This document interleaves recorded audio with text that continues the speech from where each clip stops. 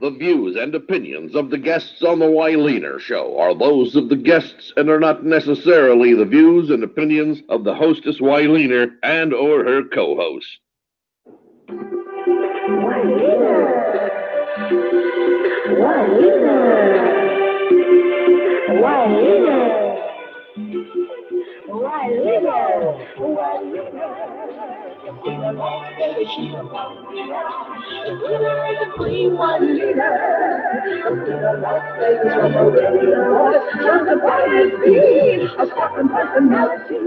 She's always dealing with reality. With love she imparts, and sounds very high. She knows that the love will make you grow. Come on and find out what you need to know. The planet is a girl you know. Where the rubber meets the road. Come on, baby. The Wyleaner Show.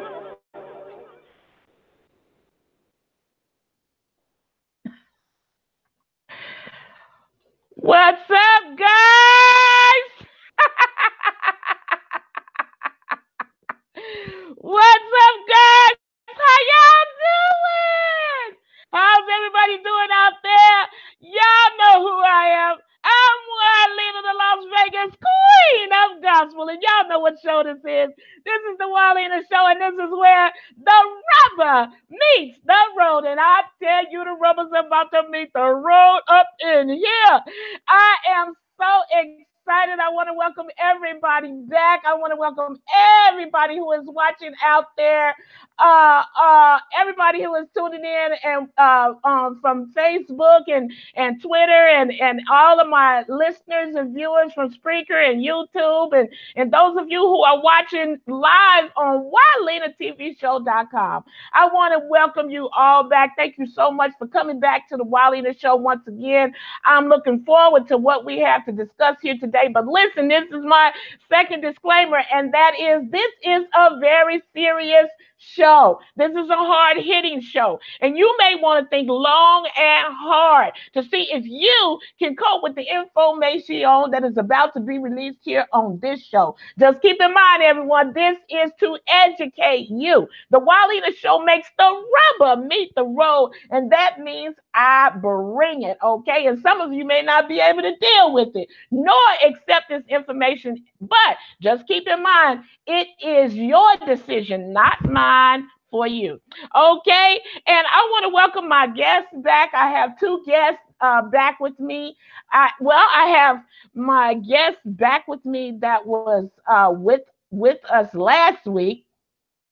And then, of course, I have my guest with me that was supposed to be with us last week, and he is with us today. And so we're excited about that, and we're looking forward to what he's going to bring to the table. And you know, the topic is a shared burden. What is your take? Should atheists and religious people unite against President Trump and racism? Oh, I tell you what, that's some topic, okay? And we really tapped into it last week, and we're gonna tap into it again this week.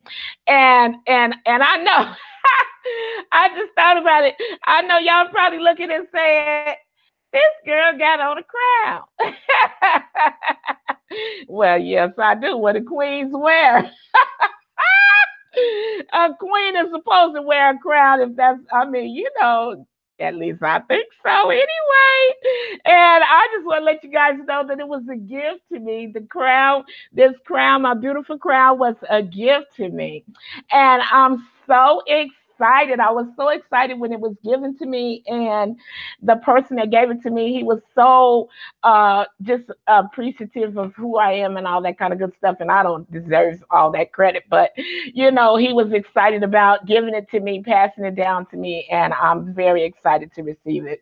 And so I told him, I said, Larry, I said, I am definitely going to wear it on my show. Believe me when I tell you, I'm going to wear the crown. And so I'm excited to wear my new crown. I hope you guys like it.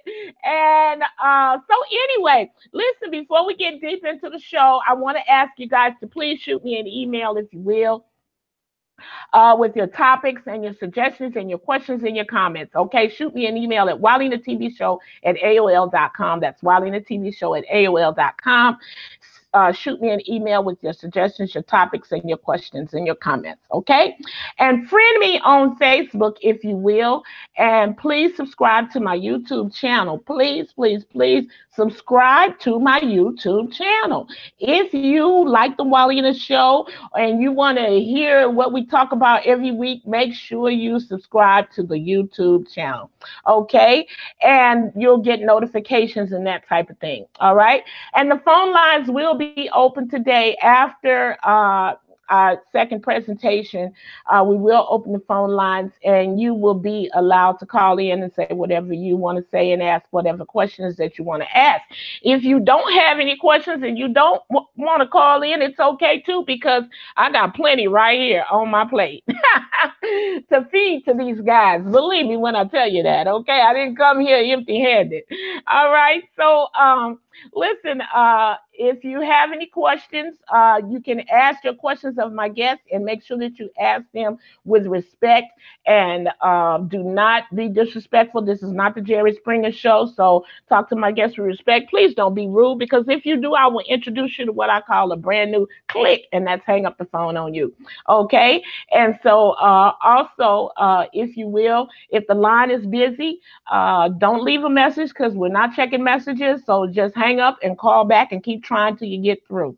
Okay, and I'll be, waiting for your call. Okay, if you leave a message, we won't even get it until the next show anyway. So the best thing for you to do is just hang up and call back. All right, okay. And so the other thing is, sometimes I do a little commercial break, but all I'm going to do is just simply ask you guys, if you will, please support the Wiley and the Show financially. Please make a donation to the show. And you can make that donation at WileyandTheTVShow.com. Right at the top of the screen up there, you will see a little pay button. You can just click that button and it'll drop down, and you can just make your choice on what kind of donation you would like to make to help the Wiley and the Show with the marketing and to stay on the air. Okay? All right. So I greatly appreciate that. And also visit my links page, if you will, for those of you who like to do shopping and all that. Make sure you visit the links page, and you will see all types of, it's a whole shopping mall over there on the links page. Okay, so check us out on the links page, if you will. All right, so listen, I'm excited about my guests. I have two guests with me today. I have my guest back that was with me last week, and I have my guest that was supposed to be with me last week. So I have with me right now, I'd like to reintroduce, welcome back to the show, Joe Rawlins. Joe Rawlins is with us again today, and he was with me for the whole entire show last week. Joe, are you with me? How are you doing? I am with you, Miss Wiley. Thanks for having me back. I'm excited. Okay, wonderful, wonderful. And I'm excited to have you back. Okay. And Joe is that of the atheist belief. For those of you who do not know, he is that of the atheist belief. And so we have atheists and we have religious. So now I have with me as well David Muldrow. David Muldrow was not with us last week, but he is with us today, and he is ready to go. He is ready to present to you. And so, David, how are you doing? I'm doing very well, thank you. And I appreciate the opportunity. I'm looking forward to the discussion. Okay, wonderful, wonderful. Thank you so much, David, for joining me today. I greatly appreciate it. And joining us all, everyone who is watching and tuning in and listening. Okay, so what we did last week, I asked quite a few questions, and I also gave I gave Joe the floor to give his presentation on should religious and atheist people join forces together to combat President Trump on racism. That's a mouthful, you guys, but that was what the topic was last week. That was part one, and our atheist guest actually did his presentation, and so today we have the religious guest. But what I had stated was last week I ended the show and I cut Joe off right when he was trying to finish up his thought. I was like, no, we gotta go, we gotta go. Sorry about that, we got to go. And so, but I promised Joe that when we come back today, that he would be allowed to kick in first and finish his thought. For those of you who were tuning in last week, you should remember, if you missed the show last week, then I guess you'll have to go back and watch last week's show. But anyway, Joe, I'm going to allow you to take off, start this thing out, and pick up where you left off last week. And then, of course, from that, we'll move into, I'll spend some time talking to David, our religious guest. Okay, so are you ready to pick up, Joe, where you left off? Well, I sure am, Miss Weiliner. Thank you very much for having me back and for giving me a chance to finish up what I was saying. And I promise, David and everybody, I will be very, very brief, as this is not a complicated topic at least at the end. But just as a matter of quickly recapping what we talked about, I love this quote by President Jimmy Carter from May. And he said, the election of Donald Trump tapped a waiting reservoir of inherent racism. That's very, very unusual for a living former president to make that kind of comment about the sitting president.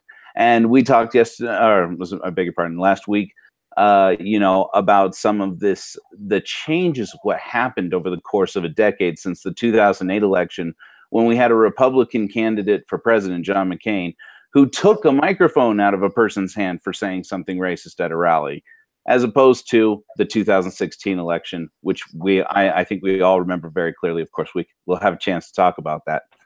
But I briefly, at the end last time, I mentioned this is my conclusion. There are two things I feel that we as atheists and believers can unite on, okay? One is a saying, and that saying is, at least one of us is wrong. It's one of the great virtues of the discussions that we have, like the discussions you and I have, Miss Weiliner, that we haven't succumbed to this popular thing that has come out there that says that everybody's ideas are equally valid just because they are their opinions.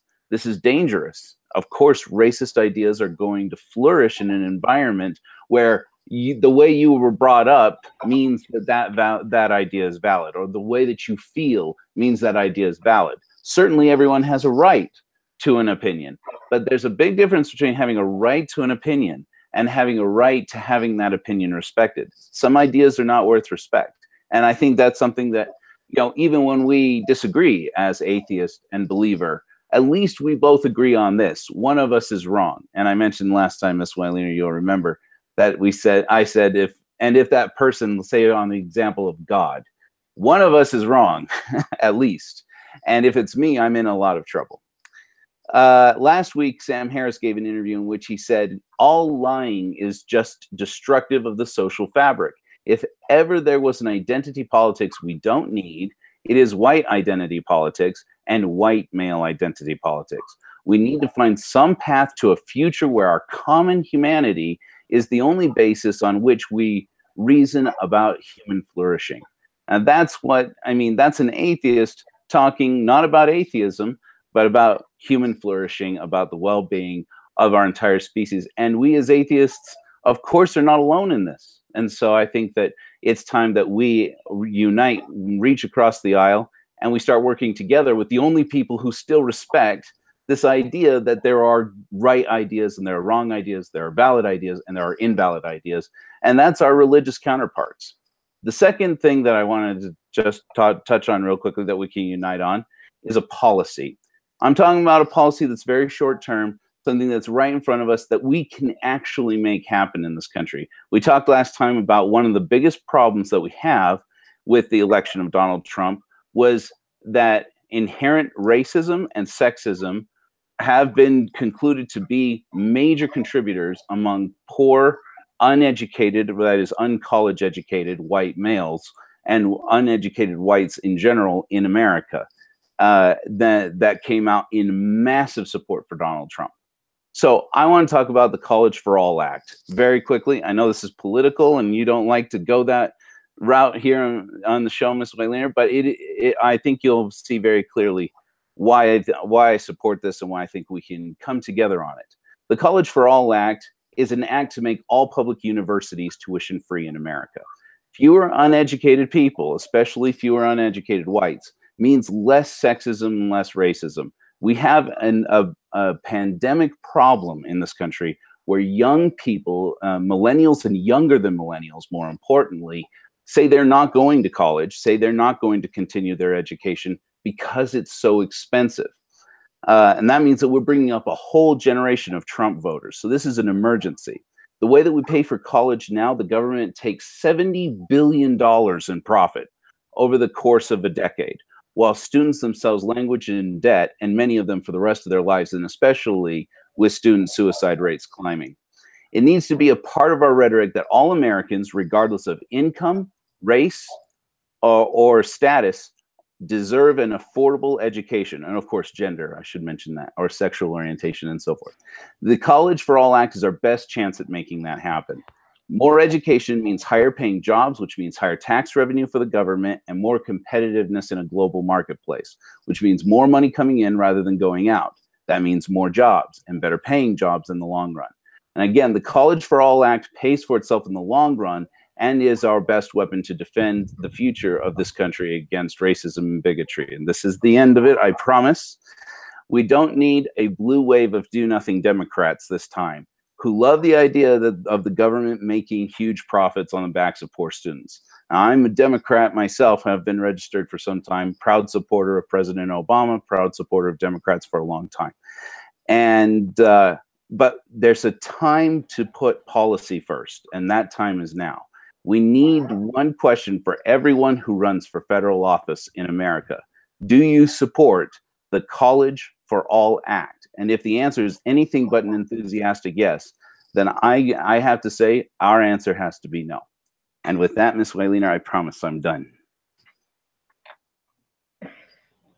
Okay.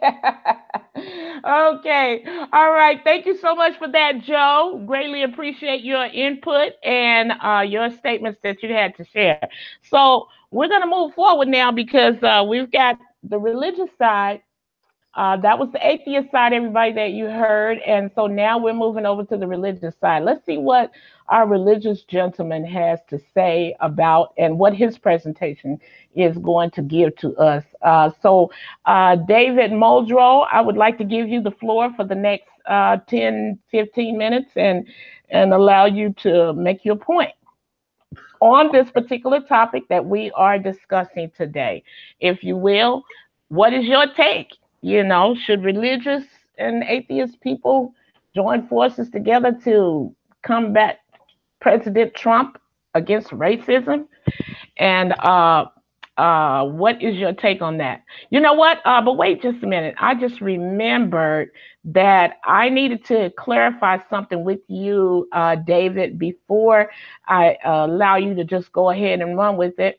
I have a couple questions now. You know, knowing that you're a religious person, I'm pretty sure that everybody has, you know, the knowledge to understand that you do believe, but I'm just going to still go ahead and ask you, do you believe there is a God, a superior being?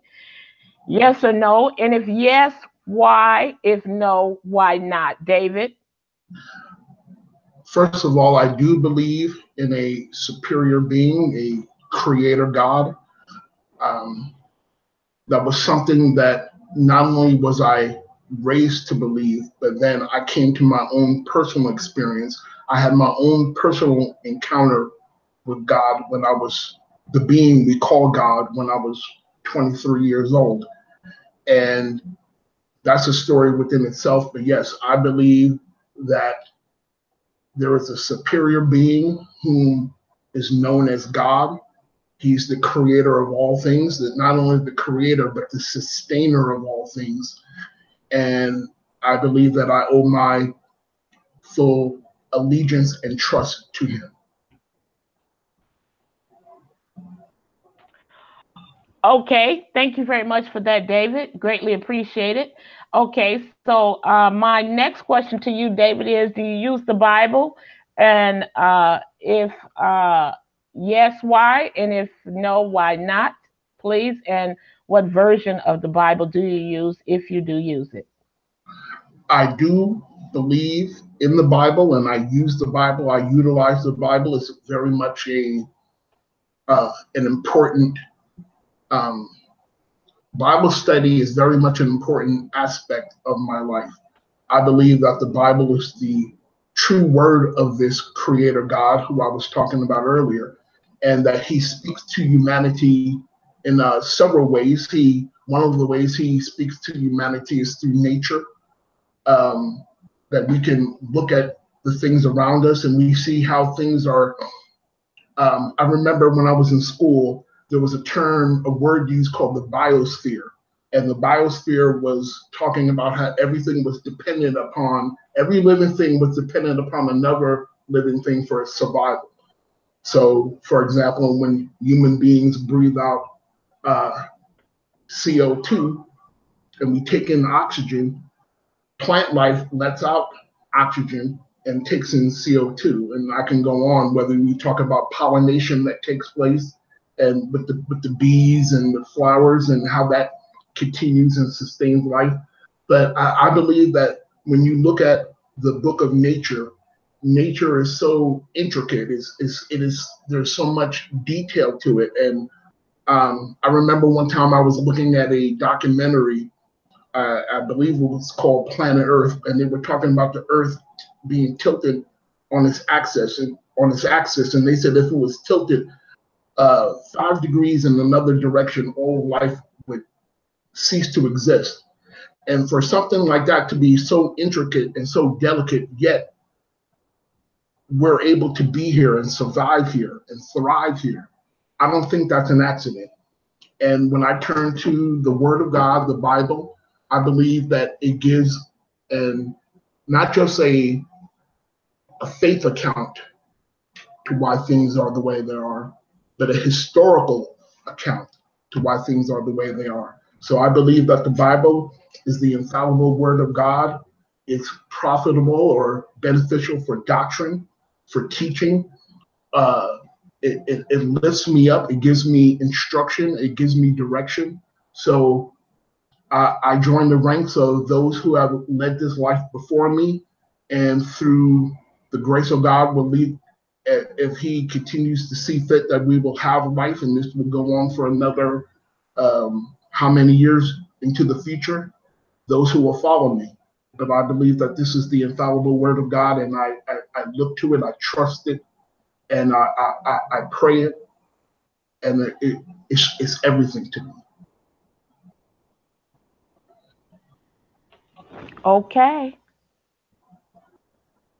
Thank you very much for sharing that. Okay. All right, David, thank you so much for sharing that with us. Well, you pretty much gave us the answer to this next question. I was just going to ask you, what's the reason why you choose the belief that you have? Can you add something to it? Because you've already said quite a bit. So would you like to add to that question that I have for you? What's the reason why you choose the belief that you have?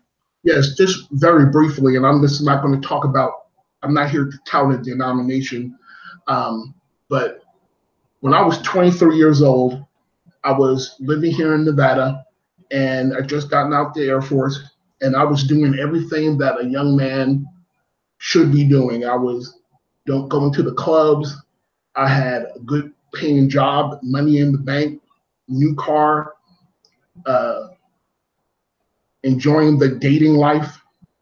But I remember one particular night I was at a club and the music was going and people were dancing, and I had a drink in my hand and I was looking out onto the dance floor, and I said to myself, there's got to be more to life than this.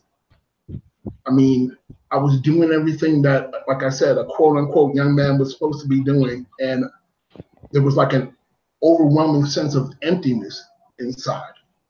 And I sought out God, the being who is called God, even though he has a name.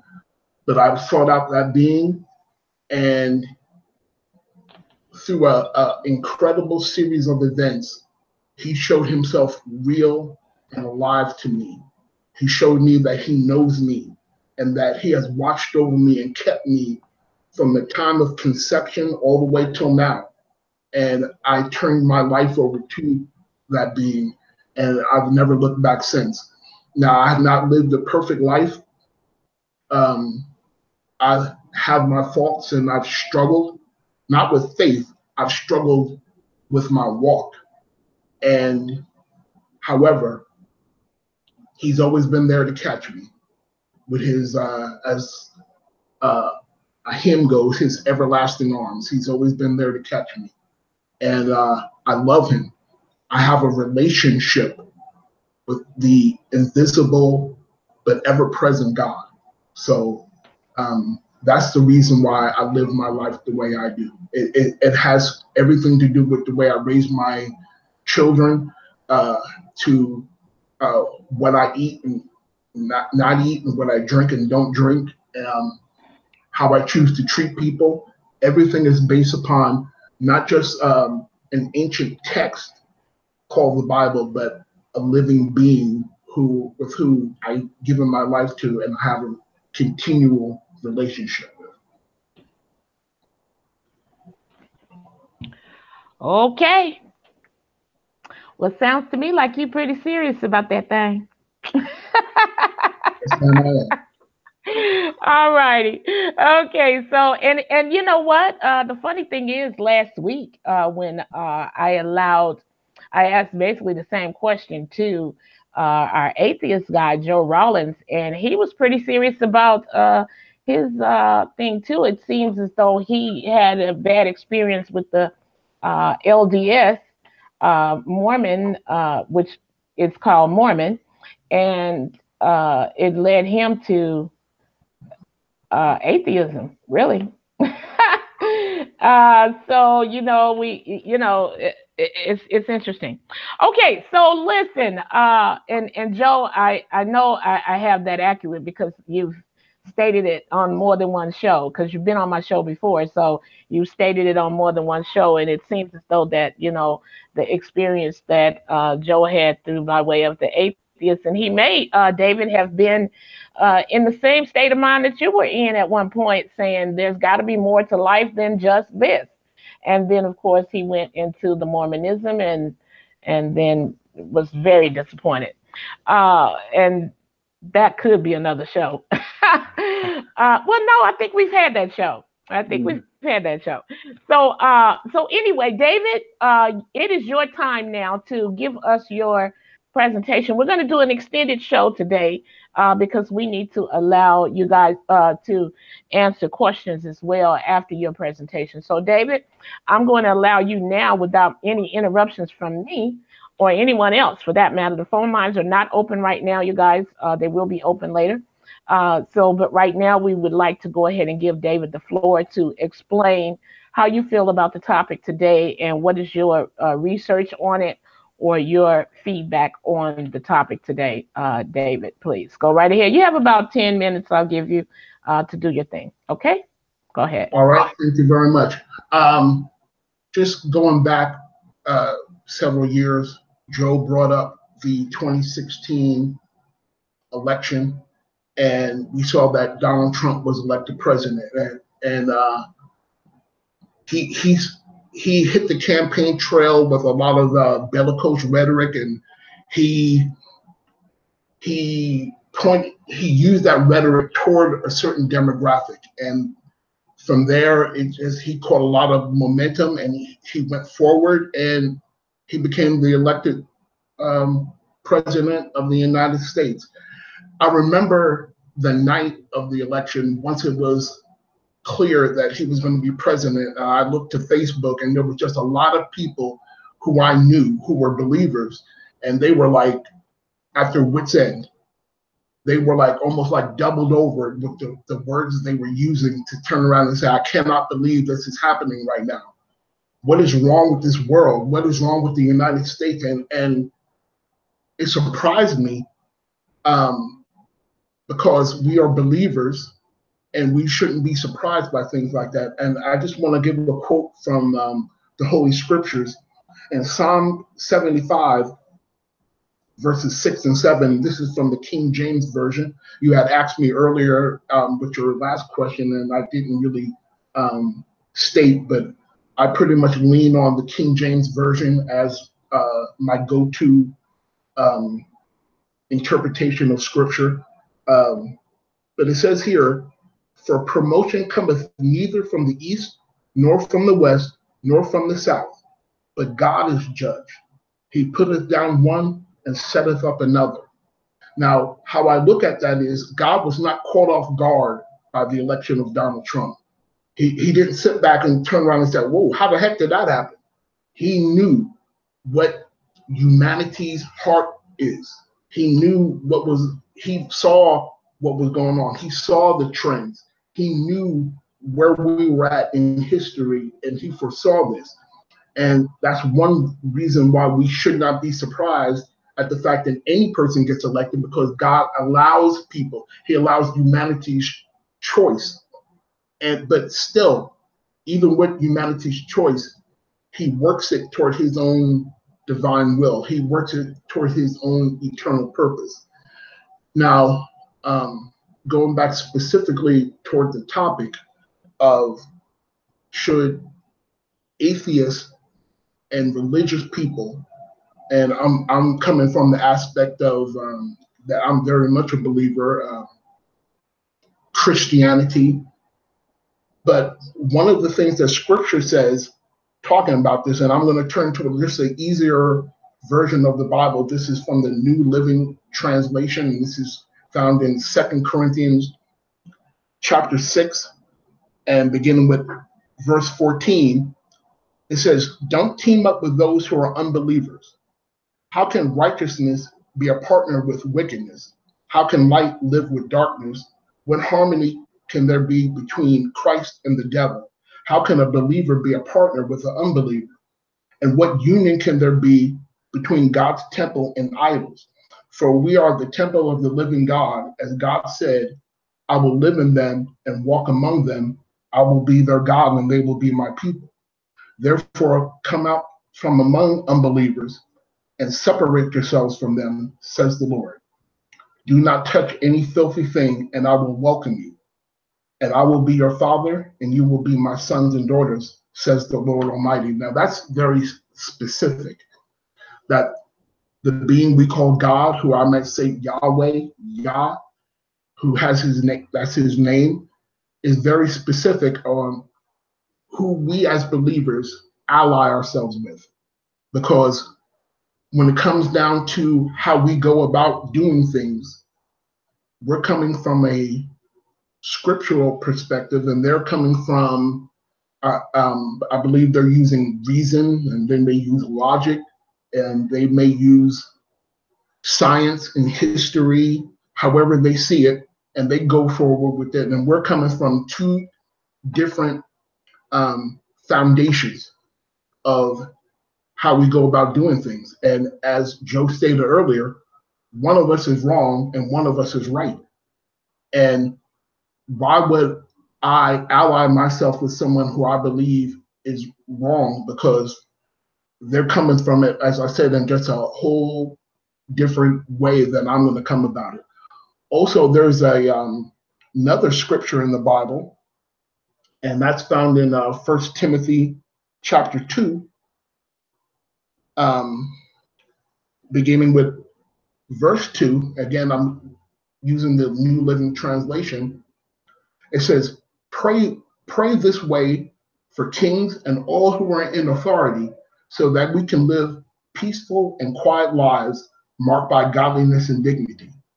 This is good and pleases God our Savior, who wants everyone to be saved and to understand the truth. For there is only one God and one mediator who can reconcile God and humanity, the man Christ Jesus, who gave his life to purchase freedom for everyone. This is the message God gave to the world at just the right time.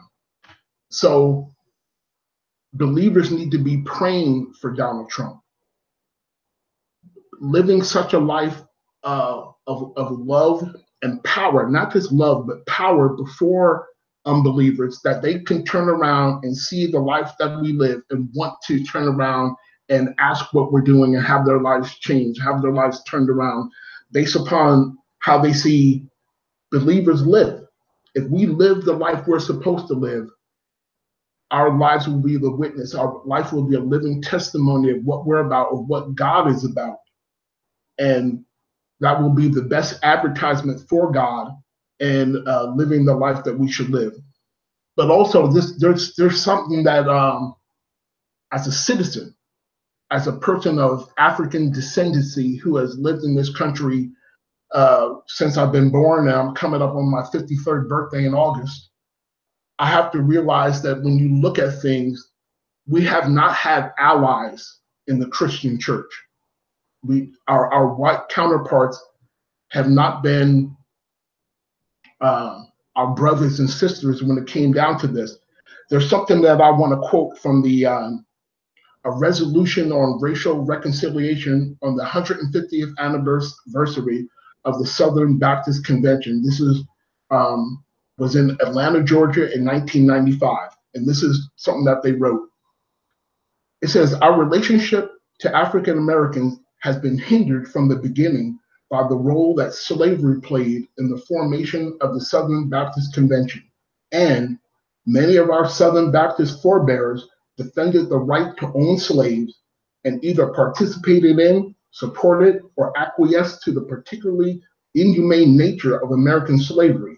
And in later years, Southern Baptists failed in many cases to support and in some cases oppose legitimate initiatives to secure the civil rights of African Americans, and racism has led to discrimination, oppression, injustice, and violence, both in the Civil War and throughout the history of our nation. Now, I can go on with that. Now, that was a scathing self-indictment on where they were, and they were issuing an apology. They were trying to reconcile. Now, that was in 1995.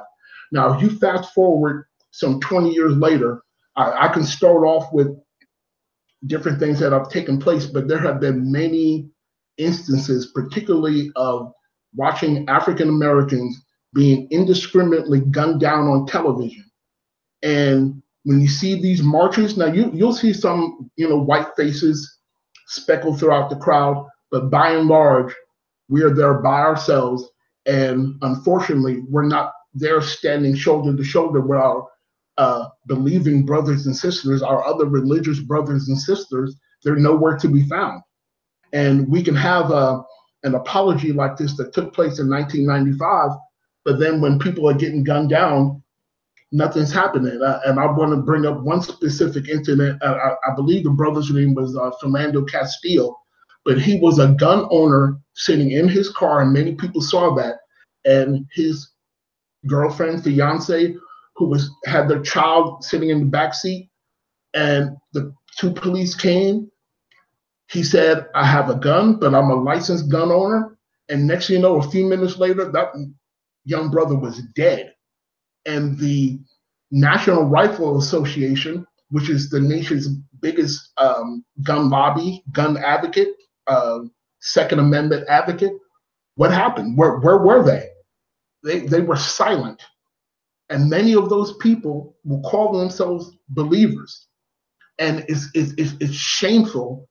It's criminal to turn around and say that I cannot look to my white counterpart who calls himself a believer and find any type of solidarity, any type of unity on these issues when our lives are being, as I say, indiscriminately taken at a moment's notice on TV. And we think, okay, we got the video, it's pretty much an open and shut case. Nope. Because next thing you know, it goes to a jury or it goes to a some type of coroner's inquiry, and invariably the police officers are let off And most of the time, it ends up being on us. It was somehow our fault, something we did that was wrong, to turn around and get shot. I remember just one more case, real quick, and I'm bringing this up to go along with our topic of discussion. There was a man who was dealing with an autistic patient. And as he was dealing with him, the autistic patient somehow got out of control and was causing a scene, and the police were called. When the police arrived on the scene, the African-American male who was the caregiver for this autistic young man got shot. He turned around, he was on the ground, he already had his hands up in the air, and he got shot by the police. And he said, "Why did you shoot me?" And the police officer said, "I don't know why." But here we are, a police officer arrives on scene, he sees something going on, and automatically in his mind, it is the black man's fault. And I'm bringing that up to say, once again, where was the white Christian church? Where were the white religious people? Whether it was LDS, whether it was Jehovah's Witness, whether it's Baptist, Pentecostal, where was our white believers who turned around and said, "That's wrong, we need to stop this"? We're on our own. And sometimes I think it's a good thing that this we of African descendancy, and I'm talking about people from the motherland, people who are Afro-Caribbean, Afro-Canadian, Afro-American, people from Brazil, but we should just come together, work things out, get on the same page, and just be a unified unit and go out there and do what we need to do to help ourselves, because we don't have any help. We have no friends. And that's why I can see it as a citizen that maybe I should join up with my atheist brother or sister, because the religious people have offered little to absolutely no help.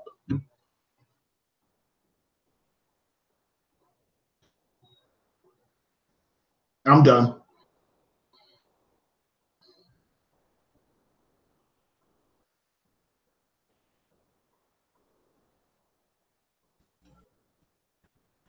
Yeah, you're done.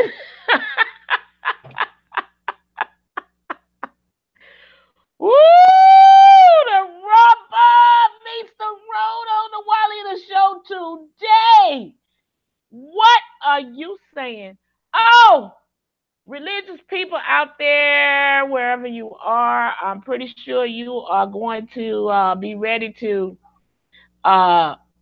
I don't know, defend your ground or something, because the religious brother looks to me as though he has called the religious people out. That's sort of what it looks like to me. Okay.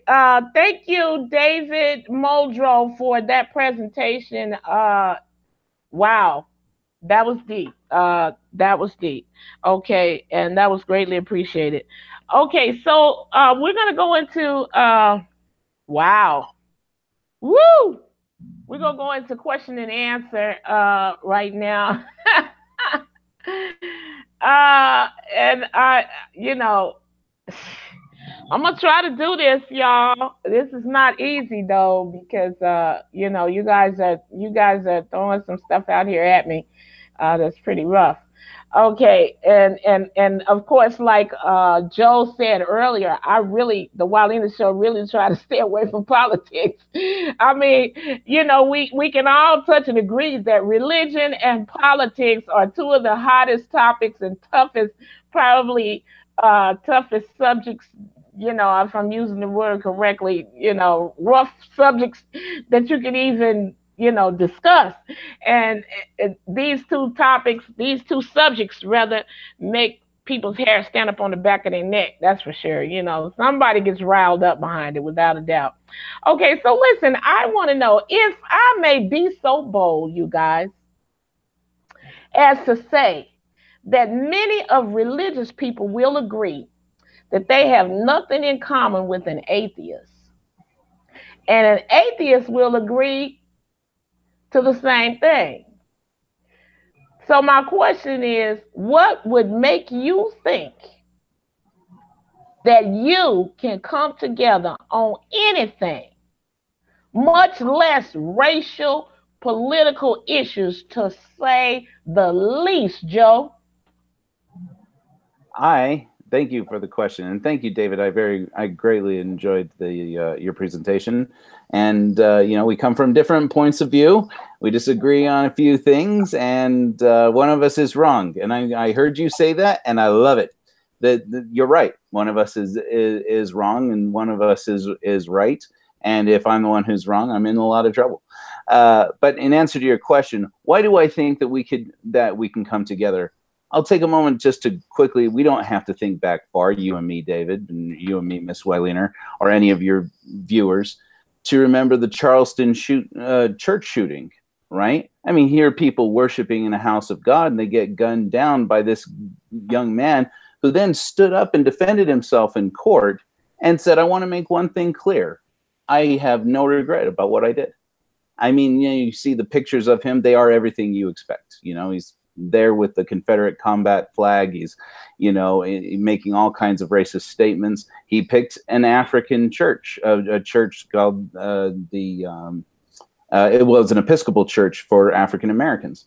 And, he was definitely there with this racist agenda. And once again, like David was mentioning, the NRA was strangely silent, didn't have anything to say about that for a while. And then it started percolating. Then the rhetoric started to percolate. Well, if those people had guns at church, they could have shot him before he shot anybody else. The problem here is not that there was too many guns. The problem is that there aren't enough guns, because that's certainly in everybody's interest for people to go to worship and have guns in, packing heat on their fellow congregants. This is not, this is obviously not a solution. It's a low intelligence solution, which is the problem. This is where we come together. This is why I think we can come together, is that to an atheist or to a believer, that people should be gunned down while doing something as peaceable as singing and praising God is atrocious. Of course, we as atheists aren't happy that people should be killed while they're worshiping God. Well, that's certainly not any way to win an argument. And, I'll just say, and before I pass it back over to you, because I don't want to take over your time, you know how I like to talk, Miss Weiliner. But, I am encouraged by the fact that David said something, I think, akin to that. If the other congregants in the Christian churches, all of them, including the LDS church, won't stand shoulder to shoulder with us, with believers, then you need to take help where you can get it. Now is where we can get it, and I just want to say, because we're doing scripture now, I remember in Luke 9:50 just came to my mind, for example, where Jesus said, "He who is not against us is on our part." And again, he said in Mark 2:17, "They who are healthy have no need of a physician, but they who are sick." Well, okay, so in this case, I'm the sick one, but that's fine. That's why Jesus, was accused, according to the Bible. I don't believe Jesus really existed, but according to the Bible, Jesus, dined with tax collectors and publicans and prostitutes and sinners, people who were known sinners. And that was his defense. Look, those who are healthy have no need of a physician, but they who are sick. There are things that bring us together culturally that make this a shared burden between us. And that's why we should join together. Now, of course, we're not going to join together on the subject of religion. There, we're going to have this playful and fun and happy debate that we've been having for a long time. So let's. Okay. Yeah, I'll leave it there. I have more, but you know me. Okay. All right. Thank you for answering my question to your ability. David, I'd like to give you the same question, please.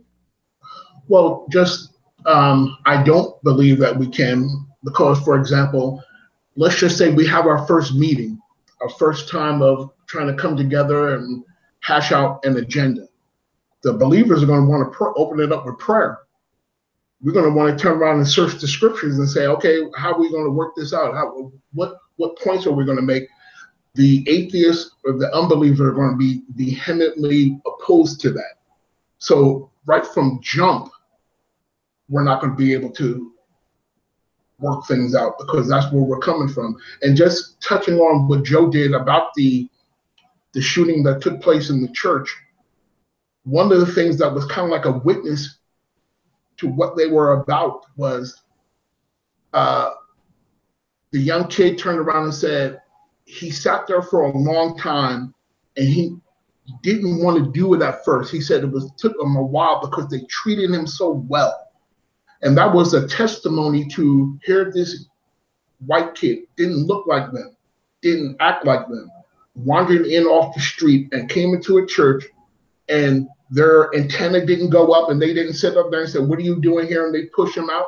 No, they turned around and they saw an opportunity to evangelize, an opportunity to show love and fellowship and to witness, and they made him feel welcome, so much to the point that he was hesitant, but then he went forward and did what he did.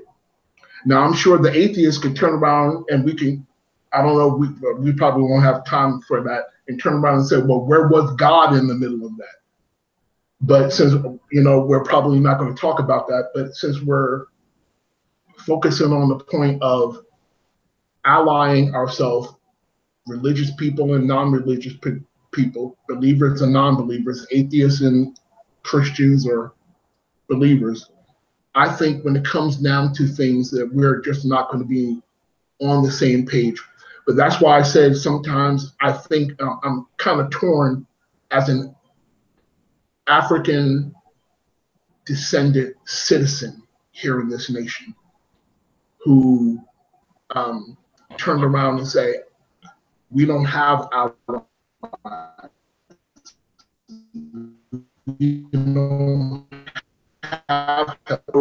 was talking about another believer. He just wasn't part of the group. And John turned around and said, should we forbid him from praying or casting out a demon? I believe the situation was. And he turned around, Jesus turned around and used that scripture. So it was another believer. He turned around. Now, Jesus' ministry was toward people who were open sinners, but when he first came and he first arrived, his focal point was on Israel, which was historically, they were his people. They were believers. Now, some of them who were sinners, they wandered from the way and they were just living their lives. However, I'm sure they had, just like many people who are out there in what we call Christians, called the world. They have a foundation of faith. They still believe, but for right now, they're living their life according to how they see fit. Okay. I'm saying, like I say, I just don't think we would be able to work things out the way we should, because we just, whether it comes down to issues of prayer, how we would go about doing things, believers and non-believers would not be able to unite fundamentally. Okay. All right. Thank you for that, David. Well, even right now, I can clearly see you guys have a difference, because I noticed that David, you were talking about Jesus earlier, and then of course, I noticed when Joe began to speak a couple seconds ago, Joe stated that he didn't believe Jesus existed. So that's a discrepancy right there. Oh, I think that's a big one right there. One says there is a Jesus and one says there's not a Jesus. Okay, so let's move forward here. Prayer and prejudice cannot dwell in the same heart. This is where I picked this up here. It says prayer and prejudice cannot dwell in the same heart. Worship without compassion is worse than self-deception. It is an abomination. I read an article that stated that religious people tend to be more racist than non-religious. Would you agree? Have you experienced in your world of religion or non-religion? And I'm saying both, religion or non-religion. The question is, I'm stating to you guys, I read an article that stated that religious people tend to be more racist than non-religious. Would you agree? Have you experienced in your world of religion or non-religion? Okay, and let's start with Joe. Go ahead, Joe. I was prepared to wait patiently, but if you insist, then yes. So I thank David for his statements, and I'm glad he clarified the point that we disagree that whether or not atheists and believers can come together, because I believe that we can. On the point of specifically, I mean, like you mentioned, can we get together and have meetings, and the believers are going to want to start with a prayer, and the atheists are going to not allow that. I'll just respond real quickly, and then I'll move on to the question here. And that is okay. Hold on, Joe. Now I didn't ask you to respond to that, but you can. Okay. I'm gonna let you respond to that, but go. Because really we need to move on. I want you to respond to my question, but go ahead. I see right now you want to chime in on that. Okay, so go ahead, but make it quick, please. Okay, I promise I'll make it quick. We don't have to meet is one part of the solution. The other part is it depends on the atheist. I mean, you can pray around me, I'll allow it. But I'm mostly because I'm convinced that it doesn't do anything. But that's a point where we disagree. And again, one of us is wrong. And I hope it's not me. But in answer to your question, have I experienced racism associated with religion? I think there are a lot of religious people who are not racist. I think that there are a lot of people for whom racism offends their religion, especially among Christians. But there is, in my mind, no doubt that there is an inherent association problem with faith and racism. But it's one that we can overcome. I'll tell you real quickly my personal experience. I used to be Mormon. This week, actually, the Mormons celebrated that it's been now since 1978, 40 years since they gave African-American men in the church the same rights to the priesthood as other men, as white men particularly. And that, I mean, this is a celebration. A great thing happened.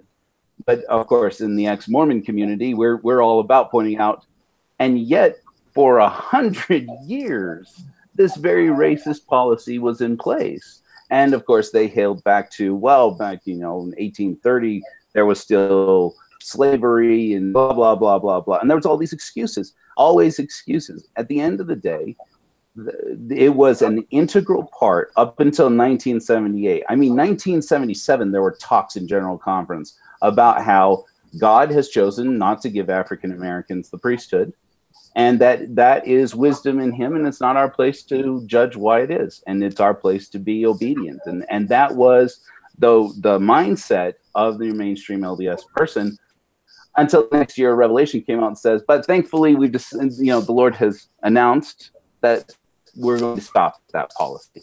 And it wasn't until 2011 that the church actually published a statement quietly, published what they call a gospel topics essay, in which they said some of the policies the church had at that time were factors of the racism that was common at the time. I'm paraphrasing here.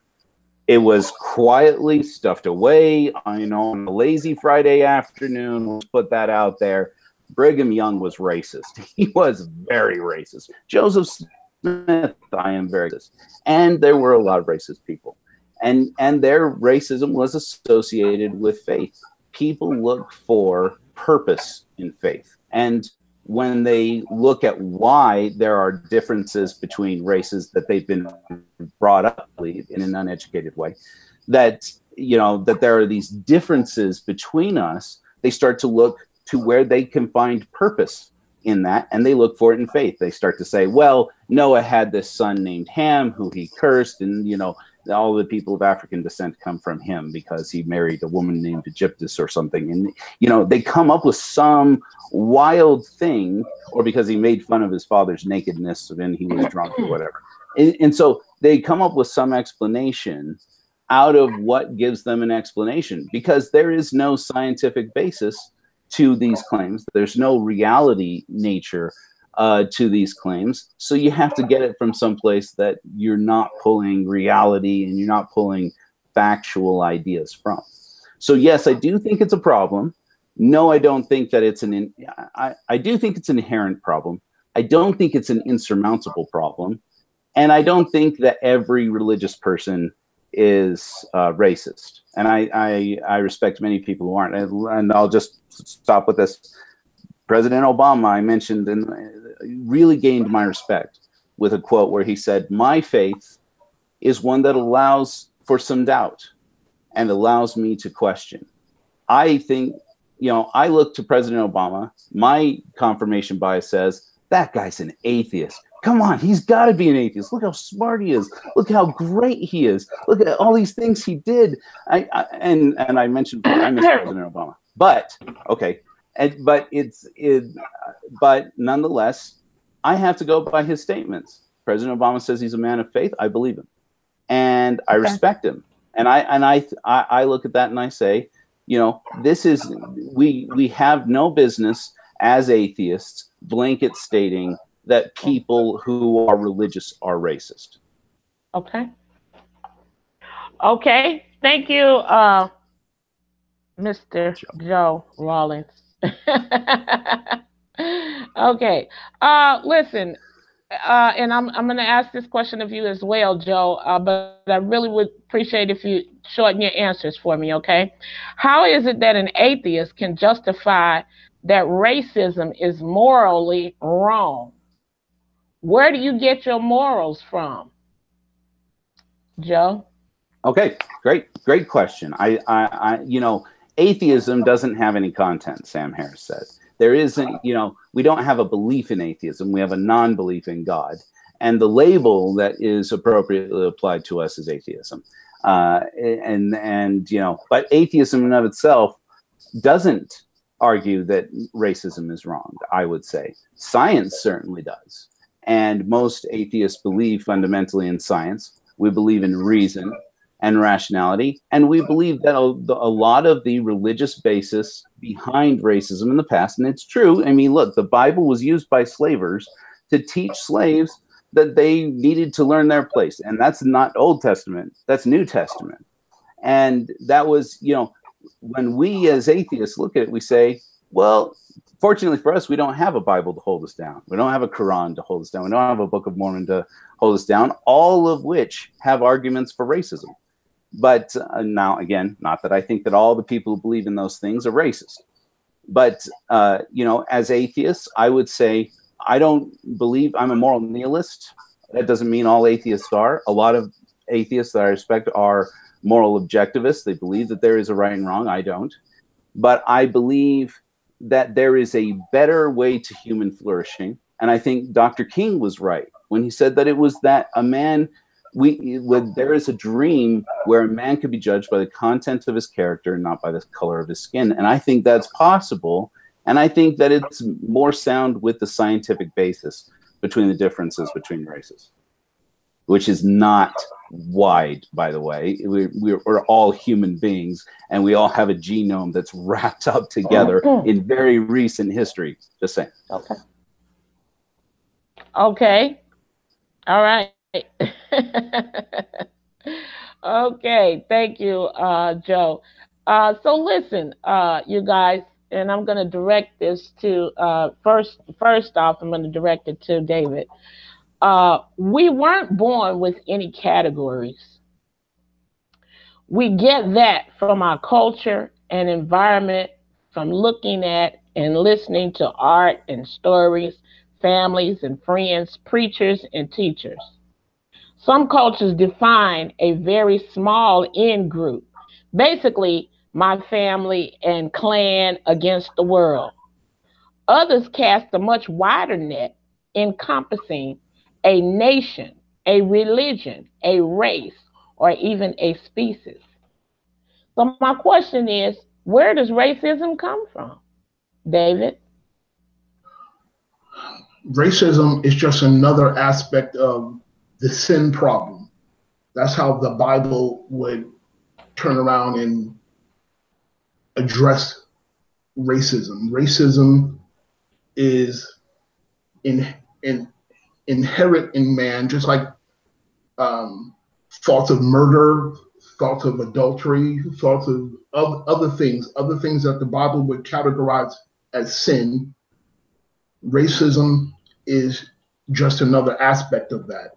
And one thing that the Bible does do, when you in your question, you said something about categories. The Bible does talk about the descendants of Cain and the descendants of Adam. It talks about the sons of God versus the sons of men. It does turn around and say, well, these descendants, these are Abraham's descendants, these are Esau's descendants, these are Jacob's descendants, these are Ishmael's descendants. So it does give categories. It does break people down into people groups. However, all people groups turn around and will say, well, my people group is better than this people group. The way we do things, the way we worship our God is better than the way you worship your God. The way we do our politics is better than the way you do your politics. It's a sense of, in one sense, it's a sense of the way they protect themselves, but it's also a way that they see people as others, and they turn around and they justify whether subjugation, slavery, murder, taking over territory, because they will turn around and say, because my people group is better than your people group, we have the right to go ahead and do this. And one thing I know, one of your rules, Sister Wylena, is that we are not to address our fellow guests. But one thing that Mr. Rollins keeps bringing up is like education is like the cure-all to racism. And just one thing I want to read, if you're familiar with a book called Origin of the Species, the full title of the book, which was written by Charles Darwin, is called On the Origin of Species by Means of Natural Selection or the Preservation of Favored Races in the Struggle for Life. This was an educated man who turned around and came up with one of the first seminal works on scientific racism. This is why one race is better than another race. And over a century later, we had a book called The Bell Curve, and they talked about people's intelligence, and it said that the Black race is at the bottom and the Asian race is at the top. And so there is such a thing as scientific racism. As a matter of fact, books and conferences or people meet from all over the world to discuss why one race is better than another race, and why one gene, who has better genes, and why what the one drop rule came from white people who turned around and said, if you have one drop of black blood, that makes you this. And that was based upon science. It might have been pseudoscience, but they tried to justify it on a scientific basis. So education is not the cure-all for racism. I just want to put that out there. But however, believers, yes, our believers can be just as racist as non-believers. The Ku Klux Klan start off their meetings with prayer. They have their meetings in churches. That's a fact.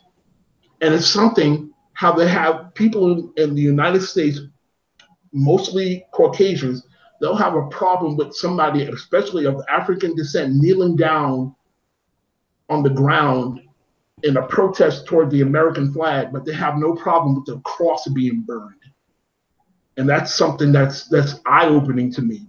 How someone who calls themselves a believer, a Ku Klux Klanman, can burn a cross, and he believes his Jesus died on that cross, but he'll burn it. But if I, as an African American, take a knee during a football game, he has a problem with me.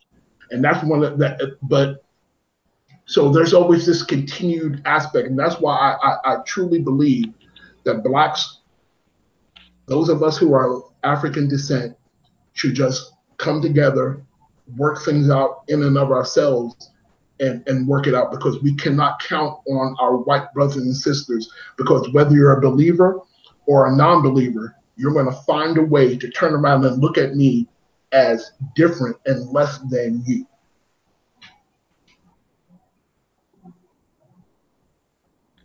Okay.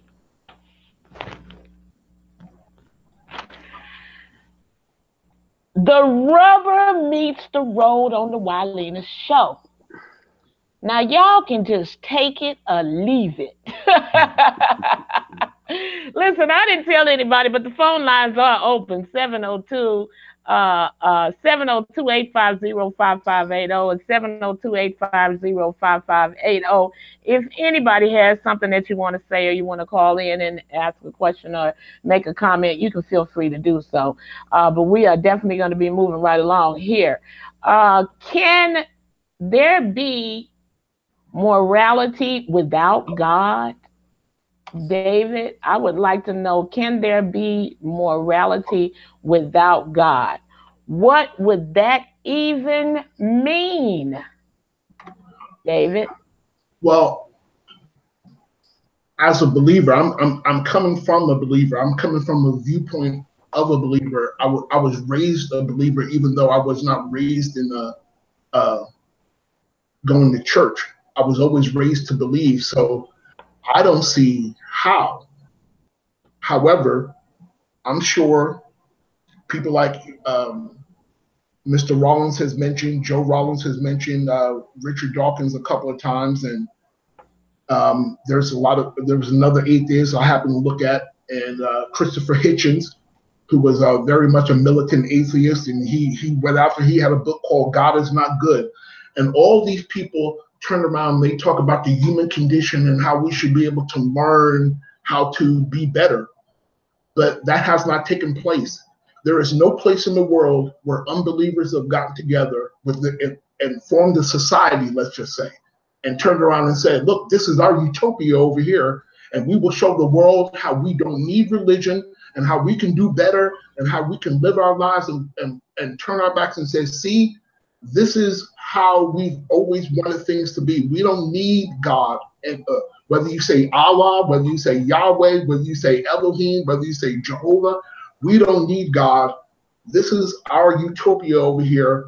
We've turned our backs on faith. We've carved out our own place in society, and here we are doing better.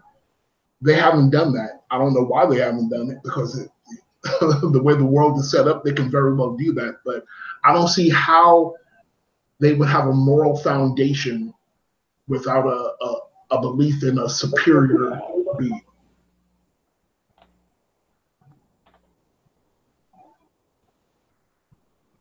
Okay, David, okay. Thank you for that. Okay, listen, we have a caller on the line, and let's see what the caller has to say. Hello, caller, how are you? All right, you? I'm fine, thank you. Will you state your name and where you're calling from, please? Elder Miller from North Carolina. Hello, Elder Miller from North Carolina. How you doing tonight? Doing very well. How about yourself? Oh, wonderful, wonderful. Thanks for tuning in and watching the Wylena Show, and thanks for calling in. Are you making a comment or you have a question? What's your reason for calling, please? I have a question, and it's to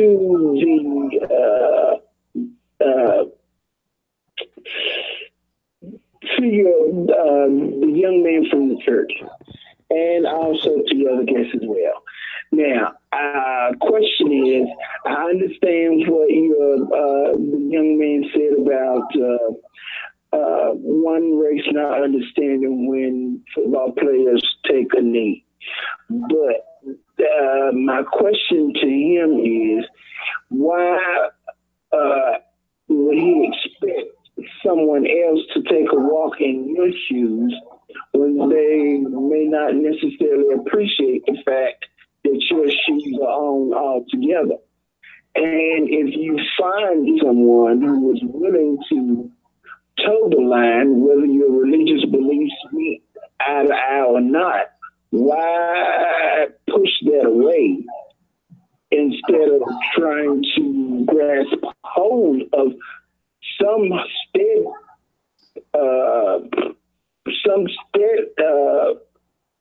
steadfast hold on somebody who's willing to agree with you, as opposed to saying it can't be?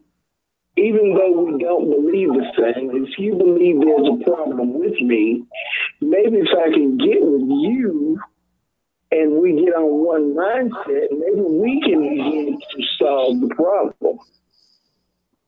And I understand, everybody is looking at the president, but if the president is not holding up to the office, shouldn't the people that are supposedly following the president at least hold up a standard to make it look as though the American people are not part of the culture of the office or the man in charge of the office? So that's my question really to both of your guests. We're talking about race in America, but there can never be a true understanding unless somebody is willing to walk in the other one's shoes to understand their point of view. And, you know, if you hold the idea that they're not going to do it, and you hold that in your mind there's never going to be a change, then you're asking for what you want, no change. I thank you for letting me have this time to ask a question. I appreciate watching your show, and I pray that your guests understand my question and can look at their topics and see what can be done. Thank you. Okay, hold on just a minute, caller. Guys, do you have the understanding of the caller's question? Just nod your head for me, please. Okay. Joe is a little shaky on it. Caller, he says he kind of thought. Okay, Joe. Let me brief it this way. Joe. You appear to be somebody who is willing to at least acknowledge the fact that the shoes that your counterpart and guest wear, that there's some problem there, and you are in some accord to try to fix the problem, even though your religious beliefs are not the same. Right. And if that's the case, let's get an understanding about that. Thank you. You got it, Joe? I think so. Okay, and David, do you have it as well? I understood. Okay. All right. Thank you, caller, so much for calling in. Thank you for tuning in and staying tuned to the Wildina Show. Don't you go nowhere. Okay? You stay right there and let's see what these guys have to say. And feel free to call back if you like before we go off the air. All right? All right. Thank you. Okay. Thank you. All right. David. Well, let's see. David was last. He was the last one to speak. So let's let Joe chime in first, and then David, hold your thought. Okay? All right. Go right ahead, Joe. All right, I'll make it really quick. I think I got the gist of it, and I appreciate the caller's statement and the question. I think that there is appreciation here for the fact that, on my part, that we can come together because even though there are epistemological differences between us, there are differences that David pointed out between the way we arrive at problems. I'm never going to arrive at a solution to a problem by praying. At least ever again. I'm going to arrive at answers by science that, David and I were just discussing, and, David brought up that there has been science attempted to use, pseudoscience attempted to use to justify racism. But I will point out that the important difference between science and pseudoscience is the pseudo. You mentioned, for example, On the Origin of Species by Charles Darwin. No one's gonna deny Charles Darwin was a racist. I mean, he came from a racist culture. He was a man from white privilege, and he was a theologian by his background. He studied for the church, and then went into science from there. He was a naturalist, but he studied under William Paley, the author of Natural Theology, who wrote a teleological argument. This was the standard at the time, was to say the proof of God is just like you, David, you were mentioning before. The tilt of the earth is just so, the shape of the earth is just so to sustain life, therefore God must exist. That is the reason why Charles Darwin went into science originally. And his ideas, many of them, especially his ideas on race, were flatly wrong. The difference between science and pseudoscience is the pseudo. Where the caller's question, I think, relates to that is, there's an epistemological agreement between us that someone is right and someone is wrong, and that matters. And that when it comes to race, whenever we have ideas about race that are not congruent with reality, that are based on people's beliefs, whether those are cultural beliefs, whether those are religious beliefs. Unfortunately, far too often they are religious beliefs, but they don't have to be. That when we have those differences and they aren't verified by factual evidence, then that you learn about in college, and that is I will insist again, the real reason why racism persists, and sexism for that matter, persists in the category that it does. Whenever we start to say, well, science doesn't know and science can't tell us, we're going to come up with bad answers, and that's what perpetuates, I am arguing, racism. And the election of 2016, I think, is proof. I mean, I mentioned, I won't go back to it and read it now, but I can send it to you, or I can mention it if you want to hear it, David, in my presentation before, that a very accomplished political scientist and his team came up with the conclusion that racism was a 30-point split on why people voted for Trump, and that more than anything else, the demographic of poor, non-college educated whites was the core part of that group. Now we can make that into a racist argument and say, well, the problem then is white people. Okay, well, that's not racist. The problem isn't that they're white. The problem is that they're not educated. The problem is that, you know, they're relying on this epistemology, this knowledge base that says this is the way I was brought up, so you don't have a right to challenge it. It's valid because it's the way I was brought up, or it's my opinion, so you don't have a right to challenge it because it's my opinion. I have a right to have my opinion validated and respected. When people are educated, they learn critical thinking, hopefully, and if they're not, then they weren't properly educated.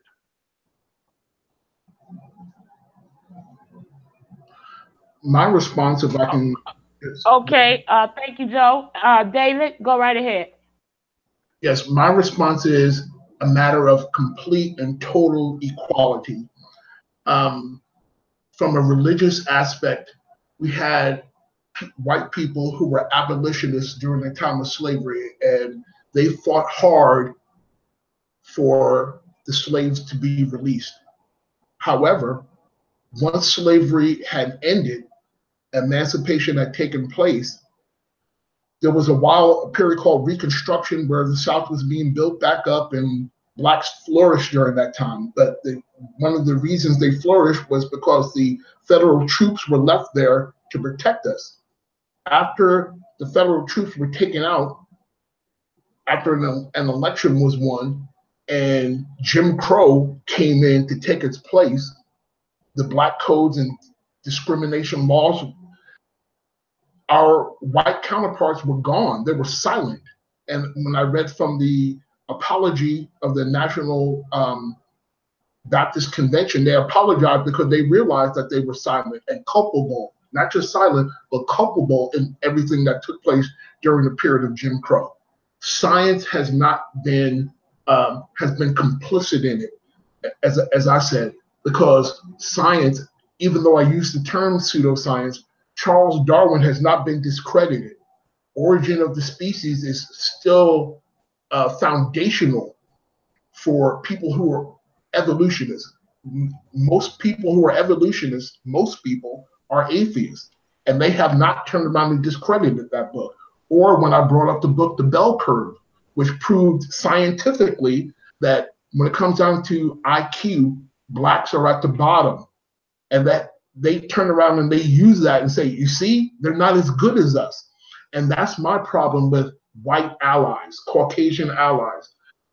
When the rubber meets the road, which is your saying, Rylena, when the rubber meets the road, in the end, and this is addressing the caller, Elder Miller from North Carolina, does the white man, does the white woman look at us as equals, complete, thorough, complete equals, or not? Because there's too much science out there that they have not discredited, that they have not disavowed, that turns around and say black people, people from Africa, even though the anthropologists prove that life began in Africa, they still turn around and say the white race is better than the black race. Whether they use religion to defend it or whether they use science to defend it, they turn around and they say we're not as good as them. That's why I don't want a white ally based upon that factor. That when all is said and done, am I going to have a problem with marrying? I don't know if Joe is married or not, but I'm just bringing this up. Would I have a problem marrying Joe's daughter? Would I have a problem turn around and trying to just do anything, any social aspect with a member of Joe's race? Or will they turn around and say, well, the reason that he cannot be a part of this group is because scientifically we have proven that they are an inferior mongrel race of people and they have no business being on an equal tier with us. That's my bottom line. So hopefully, Elder Miller, that answered your question on why I don't think, even though Joe sounds like he's saying all the right things, I don't know Joe's heart. And when all is said and done, when the rubber meets the road, does he look at me as an equal, a complete equal or not? Okay, thank you very much. The rubber meets the road. Okay, I think David tried to get on my good side there using my line. All right, so listen, we have a caller on the line. I don't know who the caller is. I see. Hello, caller. How are you? All right, this is Elder Miller once again. Okay, Elder Miller, you calling back. So what you got to say? We don't even need no introduction from you now. Okay. Go ahead. Let me say, I think your guest is Joe. Yes. I believe I agree more so with Joe than your other guest. Now, let me say why. The reason why is Joe's, he's making a statement that education is part of the problem. Now, it makes sense to me because if I'm poor and I'm white and I'm looking for somebody to bail me out and I'm really not applying critical thinking, I'm going to listen to every lie you're going to tell me as far as how you're going to get me out.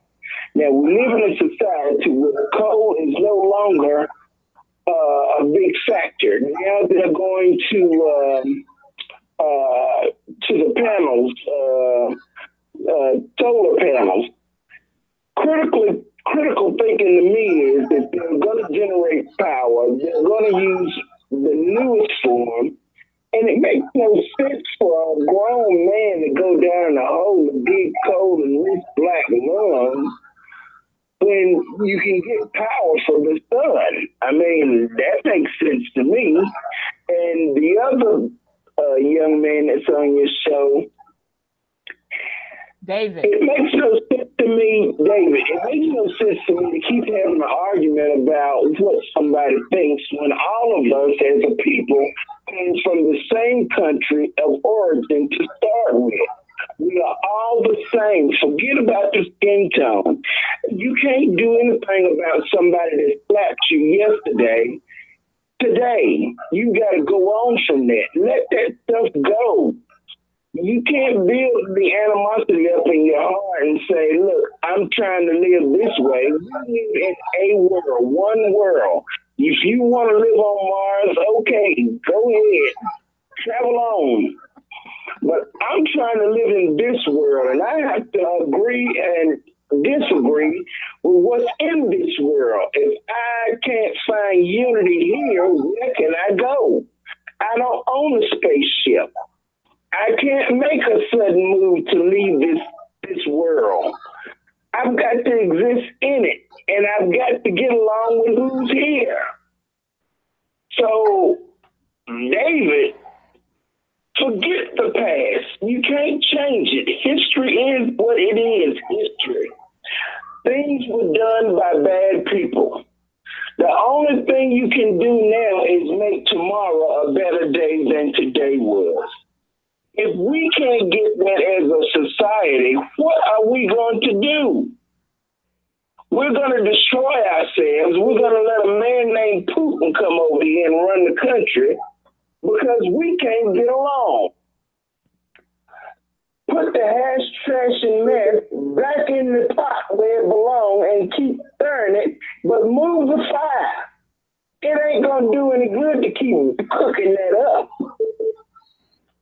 That's all I want to say this week, Mr. Wale. I tell you, some things are elementary, and I really feel like this thing, whether he's atheist or not, if he's with me on the idea that the president needs to be relieved of duty, I think I ought to go with somebody who's like-minded on that thought and forget about trying to worry about whether he believes or not. We both believe in the same cause, that America's in trouble. And I'm for anybody that's willing to help me dig us out. That's all from North Carolina. I'm signing out. That is where the rubber meets the rubber. Thank you. Okay. Okay, thank you, Elder Miller, for calling in. Listen, everybody. Well, somebody else was trying to call too, so I'll give you another 2 minutes if you want to try to call in. And whoever you were, there was somebody out there trying to reach us again, and so go ahead. But I'm gonna go over here to David because I got a feeling that David might want to chime in on what Elder Miller just said. And that'll give probably the other caller the opportunity to call back. So, caller, whoever you were that was trying to call in while Elder Miller was talking, you can call in now if you like. All right, David, you want to chime in on what Elder Miller just said? I very much do. He turned around and said that I'm dwelling in the past and I'm stirring up old things and we need to move on. However, when Donald Trump threw his hat into the ring in his inaugural speech to let the world know his intent, one of the things he said was, when Mexico sends us their people, they're not sending us their best. They're sending rapists and murderers. And he went on and he just disparaged the whole people group, the whole people south of the border, and said, this is who's coming over here. He didn't talk about one decent human being that comes over the border from Mexico into the United States. He didn't say that at all. He stoked racial fires. That's what he did. And as Joe pointed out, when he talked about his like 30% or 30-point difference in people who were why they voted for Donald Trump the way they did was because of racism. Racism is in our face. And if I, as a black man, react to the reality of the world as he just put it, I have to deal with the world as it is. I'm not living in a dream world or a fantasy world. The United States and most of the world is racist. And if I react to that racism, why is it my fault?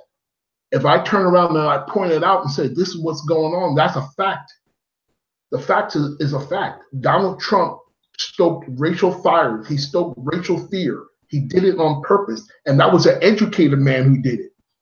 I could talk about the history of Lee Atwater during the 1980s and 90s, who was a Republican operative who turned around and said, we can't say outright racial things anymore. We can't use the N-word and say this. So what we have to say is busing. What we have to say is welfare. And he said it means the same thing. Racial politics has always been a part of the way things are done here in the United States. And these are when Ronald Reagan declared his presidency and he went to Philadelphia, Mississippi, where the civil rights workers were gunned down and murdered. He did that on purpose because he went there talking about states' rights. These are educated men who are going to some, I guess, who Joe would say are the educated, uneducated people, but they're doing it with the purpose of stoking those racial fires to get elected. That's a fact. Okay. Thank you, David. Thank you, David, for that. Listen, we have another call on the line. This is the last call, you guys. Let's see what this caller has to say. Hello, caller. How are you? Fine. How you doing, Wally? I'm fine, thank you. State your name and where you're calling from, please. My name is Eolus, and I'm calling from Las Vegas, Nevada. Oh, wow. Las Vegas chiming in. I love it when Las Vegas kicks into the Wileen show. What's going on? Thank you All for tuning right. in. Okay, so you have a Thank you. comment or a question for my two guests? Yes, I have a comment to make. Okay. The one thing that I would like to say is, as Christians, we have to base our beliefs and our thought process on biblical. So when it comes down to us being included with our white brothers and sisters, that would be a wonderful thing.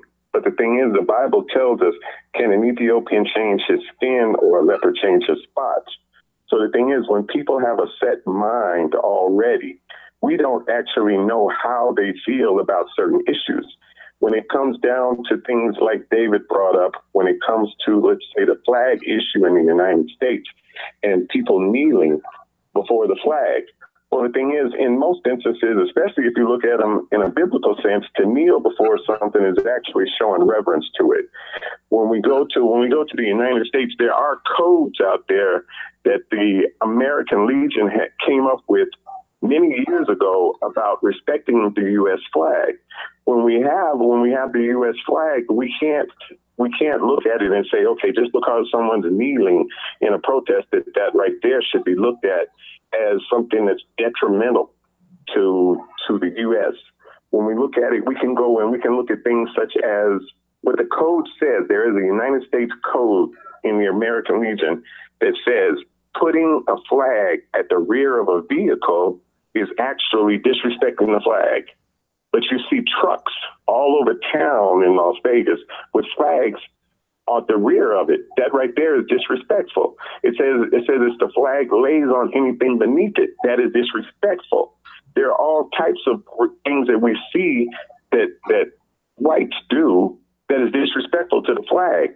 The American Legion Code says that carrying a U.S. flag in a horizontal position is disrespectful, but yet still they will hold a U.S. flag horizontally across a football field. Now, the thing is with me, if brothers and sisters who are white and who are part of the American Legion, or even black who are part of the American Legion, if they had come out and said that these things are looked at as disrespectful and stopped it, well, then maybe we could say, hey, they have a mindset where they want to end this issue also. But the thing is, they keep stoking it, and they keep stoking it by not saying anything. So when it comes down to it, I do believe that we have to know that the Bible says that God knows our hearts, and He says that the heart is deceitful and wicked above all things. So when someone says God knows my heart, yes, God knows all of our hearts. But I know the word, and it says that even my heart is deceitful and wicked above all things. Thanks. Okay. Las Vegas chimes in on the Wiley the Show. The rubber meets the road once again right here. Thank you very much. What did you state your name was again? Eolus. Okay, Eolus. Eolus, thank you very much, Eolus, for calling in and tuning into the Wiley the Show. It's greatly appreciated. We're about to wrap this thing up now. All right, thank you, Wiley. Okay, you have a great day. All right, listen. Okay, guys. Woo! Oh, the rubber meets the road on this show right here. If I gotta say so myself. It's over, y'all. I'm telling you, it's over. We can't stay here all night to talk about this. Y'all know how it is when you're trying to talk politics and religion. And Lord have mercy knows, we done mixed the two of them together. And y'all just got Wilena over here trying to handle both of these topics at the same time. This is hard, but the rubber meets the road over here. I got a lot of help. I'll tell you that right now. So listen, I'm going to give each one of you guys 2 minutes apiece, and we got to get out of here. This is your closing thought. What do you want to leave the audience with? You know what? Wait. Let me just ask this last question. This is my last question anyway. Okay. And then you go into your closing thought. Okay. Answer my question, please, guys, and then go into your closing thought. Okay. The president has just pardoned a black woman and has offered to pardon the late great Muhammad Ali. So how can you say the man is racist at all? You know what I mean? Ah. Anyway, do you have a plan in place for this endeavor to come up against President Trump against racism? What process will you use after this show to implement your plan of getting religious and atheist people to come together, or is it just words in the wind? I want to start with you, Joe, and then we're going to close out. David, you'll close it out. Joe, go for it. Thank you. I appreciate it. And thank you once again for having me on, Ms. Weiliner. And David, thank you for the lively conversation. I actually really enjoyed it. And I think, though we don't come together and agree, I think we had a good discussion. And I think I got a new perspective on things. So I appreciate it with respect, sir. So I'll answer real quickly on, how can we say that Donald Trump is racist, for example? Well, you can go into his history. You can see this, not only statements he's made, but his actions. A man's actions speak louder than his words. When he was in New York and he was in Manhattan, he used his position as a real estate investor to harass African-American communities. It's no surprise to me that he did. When his father ran for office, he actually put together an election committee. I don't know if you've seen it. It's disgusting. He had this commercial they were talking about running in New York where had the stereotypical heroin dealer and pimp, and it was a tall, lanky African man, and he's walking down the street and he's dressed up in furs and things, and it was the most stereotypical thing in the world. And in this ad, it comes to the end of the ad, and it's basically makes this argument, says, is this what you, and he's coming to your neighborhood, and then it's got two white women standing on a lawn looking, going, oh my goodness. And it was like, this is blatant racism. To some extent, we are a product of our environment. Donald Trump is an educated man, but he's an educated man who figured out, and I was sorry I didn't get to include this in my presentation because it was too long, that he could manipulate people by taking advantage of people who are not educated. And that's a problem. I agree with David that a fact is a fact, and that's where we agree and where we need to agree. Education inequality, I love what the caller brought up, that education inequality is economic inequality. Why are we going after fossil fuels when we could be getting energy from the sun? That's perfect. That's the kind of critical thinking that education brings us in, and especially education in the sciences. Briefly, and then I'll finish, I promise, Ms. Weiliner. On the origins of species isn't renounced because Darwin was right about one thing, and it's the most important, the crux thing, and that is that species adapt over time, which is natural selection. He was wrong about his racist views. I don't defend them, and I renounce all of Darwin's racist opinions. He was a man who was a product of his environment, and that doesn't mean he got everything wrong. Excuse me. On as far as the bell curve, that's much more contentious. I have a harder time defending Charles Murray's work, but I will say that his book doesn't actually say that African Americans are at the bottom of the poll or that they're the least intelligent by nature of their race. His argument was that intelligence or IQ level is hereditary, that it can be inherited from your parents. And so if anything, that's an argument against believing that somebody's intelligence is argued or decided as a result of their race. It's decided by the intelligence of their parents, and there are plenty of intelligent people of all races. And now, of course, there are some controversial things that he has said beyond that I would never defend as far as Charles Murray. Anyways, to wrap up real quickly, and this is my last word on the matter, education is the problem, I'm arguing. That's the outcome of the 2016 election that we saw. And when Donald Trump, for example, got up, like you were saying, David, and said, when Mexico sends us their people and they don't send us their best, he was speaking directly to me in a way that I took direct issue with because I'm Mexican American. Doesn't sound like it by my name, but my ancestors were Mexicans who worked very hard. And frankly, I think they are some of the best Americans that there were, because these were people who scratched out a living in New Mexico, out of the dirt, when there was nobody there, to help them, and when they were escaping persecution in Mexico. My family, some of my ancestors at least, were Jews who were escaping persecution by the Catholic Church and settled in New Mexico. The reason why these people had to leave was because of an uneducated bias, or more importantly, an uneducated prejudice. Education is the problem, historically speaking, and I think that we as religious people and atheists can come together to combat it, but it's going to take a coordinated effort.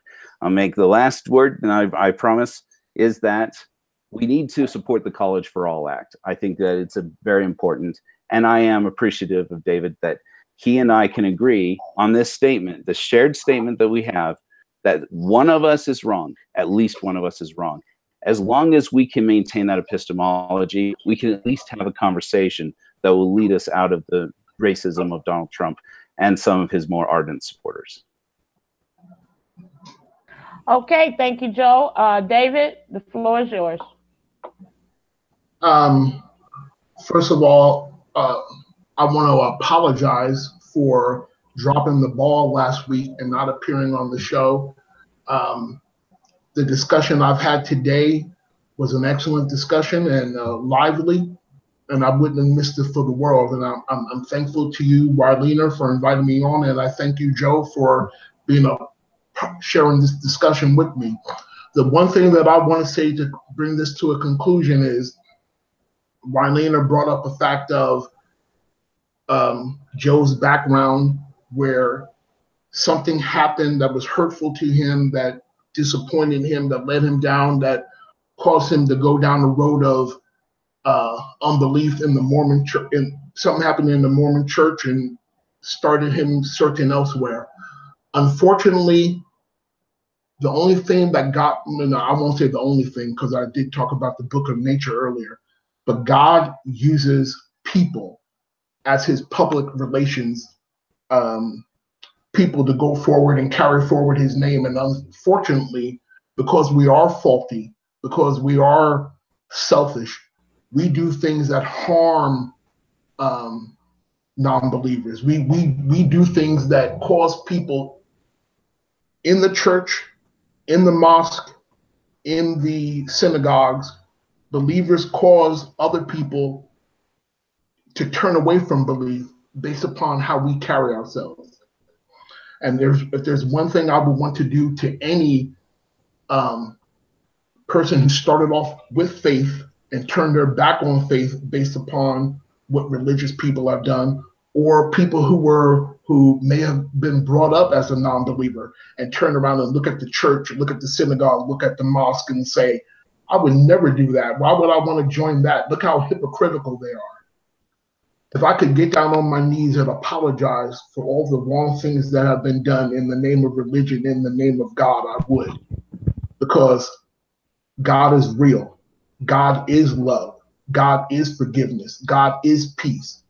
And it's a shame that people will turn their back on that based upon how believers have carried themselves.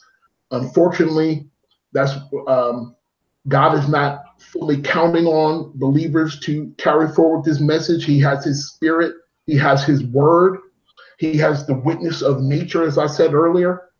And God still wants to redeem people. He still wants to bring people close to himself.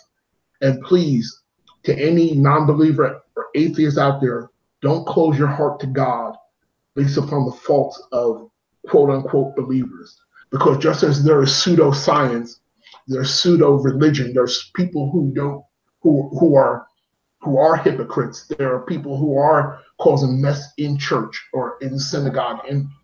But please don't shut your heart to God based upon what we do. Keep your heart open. And I guarantee you that you'll find God all that you ever need or hope for him to be. And I'll end it there. Oh, wow. Today has really been some show. I tell you, I didn't think I was going to do it. I didn't think I'd be able to pull this one off, especially mixing religion and politics together. But the rubber met the road on this show. If I have to say so myself, y'all. Okay, so I tell you what, I'm just blown away by the information that was shared here today by my guests and my callers. And this was great. This was really great. And I hope that people, when they come back and watch this show later, I hope that people really learn something and get some type of food for thought, if nothing else, from this particular segment, especially part two. Really, really great to have both of these guys here together to be able to spring off of each other and spring off of me and spring off of the callers and actually get their points across. Thank you so much, Joe Rawlings, for being a part of the Wildina Show, and thank you for bringing this topic to the show. It was Joe Rawlings' idea to bring this topic to the show, and I think we did a great job with it, and I think we just got the information out there to the best of our ability. Thank you so much for returning to my show, Joe Rawlings. You have been a previous guest before, and thanks for coming back. Okay, and David Muldrow. David Muldrow, thank you so much. And yes, we did miss you last week, but you came back this week with a vengeance. So it's all right. You have what's the word? You have you've what's the word I'm looking for? You fixed it. You made up with me or something. I don't know. It's a word that I'm looking for, and I can't think of it right now. But anyway, you made it right. Okay, you made it right. And thank you so much, both of you guys. You're great guys, and you both have your points of view. And I hope that the listeners and the viewers got something from what you had to share today. It's been an awesome show. So listen, everybody, I want you to not miss next week's show. Next week's show is a whole different topic. Okay, it's about marriage and who's the head of the household or something like that. I don't even have the title in front of me right now, but it's going to be off the chain. And I've got a husband and wife from I believe Houston that's going to be chiming in with us next week, and they are going to be talking about what they feel that we need to know in relation to marriages, husbands and wives, and who's supposed to be in charge, and blase. Okay, and I'm gonna have some questions for them too. All right, so listen, like I said, once again, thank you, David and Joe, David Muldrow and Joe Rawlings. Well, y'all know what I always say. Study for yourself. You owe it to you to study for yourself. Don't wait for the person up front to tell you everything you think you need to know. Get in them books, get on the internet, get in the Bible, whatever. Do what you got to do, but study for yourself. Okay? Y'all know that's my line. Y'all know who I am. I'm Wildina, the Las Vegas queen of gospel, and y'all know what show this is. This is the Wildina Show, and this is where the rubber meets the road. We'll see you next week.